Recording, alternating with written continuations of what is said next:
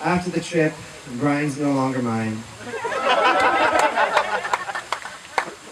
But the thing that I like most about the two of them is that after watching them for so long, they're my inspiration for what I want to be with me and my future wife in the future. So I want to share as much love as they share with each other as I've seen on the trip and throughout the whole relationship.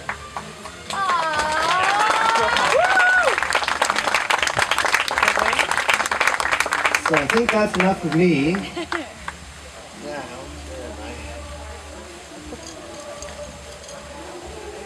I would like to call Kevin and Janice. Well, big day. It was a beautiful day today. The weather couldn't have been any better. The scenery, it was just a beautiful place to be for just a beautiful and solemn event today. So we're extremely pleased for Denise and Brian that they could have all of their friends and their family here together with them today to enjoy this very special day. And we'd like to thank you all as well for coming and sharing this with all of our families. We'd also like for Denise and Brian to think of all the loved ones that are at home who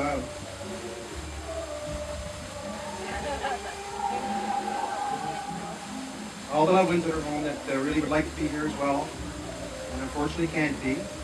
And I think on Denise's family in particular, the mayor of the fair. I know that their love and their thoughts are with Denise and Brian today, and with all of us. We have a good time, and certainly all of our families and friends at home as well. Before Janice and I offer a toast to the happy couple, Mrs. Black, I'd like to just say a few words about Denise, our daughter, and Brian, our new son-in-law. And I promise not to be too long. I'm told I have a tendency to ramble, so I'll be careful. I don't have any notes too. I do have notes, but they're way over there. So I'll do the best I can.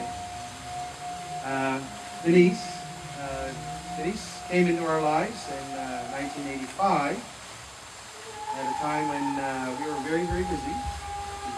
Folks have heard that before. And we had a very rambunctious 2.5-year-old at that point that kept us pretty busy. Dan is very busy.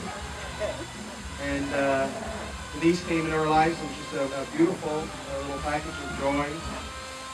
Just a gorgeous baby girl with this lovely red hair that to this day is probably the feature that we all adore the most about Denise and her appearance. It's just her hair. It's just a lovely color.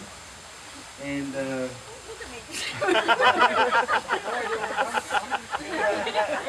can you feel the love? But Denise came into our lives, and she became a middle child very quickly. And we've had a lot of experience with middle children, but they tend to get left out quite a bit. Your first child is one that spends most time with the couple. And then another baby comes along, and you think you're going to spend a lot of time with that baby, but then quickly another one arrives. And our baby Denise wasn't our baby or our youngest for very long, so she missed out on some wonderful opportunities. But she was a perfect middle child because no matter what went on in our lives, Denise adapted to it and made our family better. And then she grew older, big girl, a little bit awkward.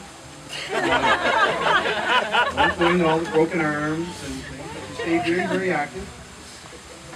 And through that awkwardness, grew and bloomed a very beautiful young woman you see today, very self-sufficient, self-confident, beautiful and mature woman today. Not the young rambunctious little girl that you see on the screen here and on a regular basis in that booth. And we love her dearly. She still remains our package of joy. And it's a little emotional when you have to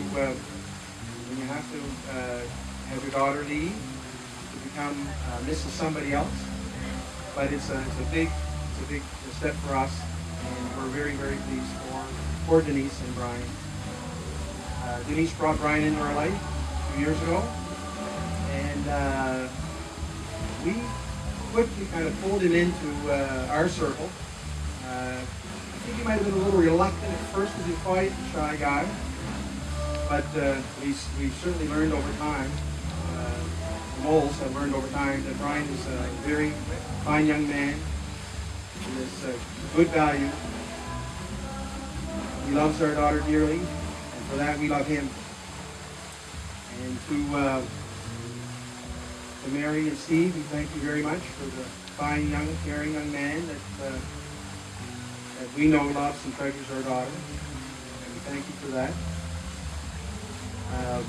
And we know he'll do that all the rest of his life. Because if he doesn't, when I retired, I brought my pepper spray,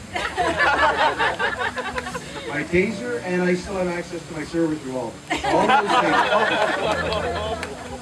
things should keep Brian pretty honest, I think.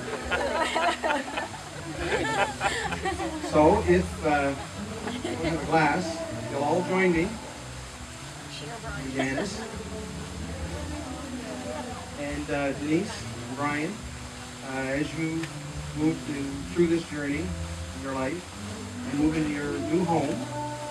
Please take with it the love and generous kindness that you experience with your family and friends. Take that forward and know that we always will love and treasure you and wish you the best throughout all your days together. Toast. Cheers! Thank you very much. For those who don't know me, my name is Steve Black. I'm the father of the groom, Brian. And for those of you who know me, sit back and relax because this is going to be a very long speech. So my wife Mary and I try not to poke him with it. my wife Mary and I, our daughter Kathleen, would like to welcome all of you to this special event and to thank you for having traveled such a long way. I know that a lot of you have come from a very long distance, particularly the people from New Brunswick, but we're glad that you're all able to make it. I'd also like to welcome the Mole family, so Kevin, Janice, Mike, Amy, Alex, and Donna. Mary and I had the pleasure of meeting the Moles shortly after Brian and Denise we started dating, and we knew right away that they were good people. And if things worked out between Brian and Denise, that would be very. We have to hear you. I can't hear you. You can't see anything. Okay. Going to be joining a very nice family. And we still feel the same way 4 years later. Okay. So at this point in the speech, I'm required to say nice things about Brian. No talk. It's also now an opportunity for me to make fun of him. It's certainly not funny. I'm missing out on that opportunity. I figure, I've been looking forward to this moment for a while. I figure public humiliation is the best way to get some payback for all the gray hairs he's given me over these years. So the first thing I'm going to do is say some nice things about Brian, because I figure that part won't take too long. So first of all, he's very good looking, he's intelligent, and he's funny. In fact, he reminds me very much of me. He's also kind and warm-hearted. But those are not qualities he gets from me, but rather from his mother. Okay, those are the only good things I can think of now. Steve wrote it, not me. So maybe the speech won't take so long after all. As parents, there are three things that you kind of look forward to in your kids. The first thing is that you hope that they'll turn out well. You want them to be happy, and you hope they'll be rich and pay off your mortgage. I think we're going to have to settle for 2 out of 3. So Brian is certainly a very happy to turn out well, actually. He's a fine young man, and Mary and I are quite proud of him. And he certainly seems happy, very happy person, but I think a lot of the credit for that goes to Denise, and we'll come to that a little bit later. For Brian, when he was younger, he was a very cute baby. You get a lot of compliments about him on his good looks, and a lot of people told us actually he could be a model. So what Mary and I did was we brought him to a modeling agency. And we figured, well, he's probably going to cost us for the rest of his life, so maybe we can squeeze some money out of him. You've probably never heard of any of his modeling career, so obviously you see how well that burden turned out. So as Brian grew older, he developed a big interest in sports, baseball and hockey, and he was quite good in karate. And in his karate, he took a lot of pride in it, and you could see he developed a talent for it fairly quickly. It wasn't long before he was teaching older kids, and you could tell he was quite a role model. The older kids would look to him and watch him as they were doing their routines. And obviously he's kept up that talent because he's doing really well in jiu-jitsu. You may have seen some of the pictures, and he's got his advanced brown belt now, and hopefully getting his black belt very soon, so he's obviously excelling in that as well. As a teenager, he was quiet and reserved. More like Dad, not too much like Mom. Unfortunately, he got over this and he met Denise. Otherwise, we're kind of worried he'd be one of those kids that lives in the basement until he's 30 and never moves out. So for all of you as friends, if I've offended you, I hope my apologies. I hope that's not going to be the case with something. So last but not least, Brian's quite a devoted brother to his sister Kathleen. Remember a few times when he was younger that Kathleen would call us at school, and she'd say she couldn't go in, or she would call us at work rather, saying she couldn't go to school that day because it was freezing rain and she couldn't even get out of the driveway.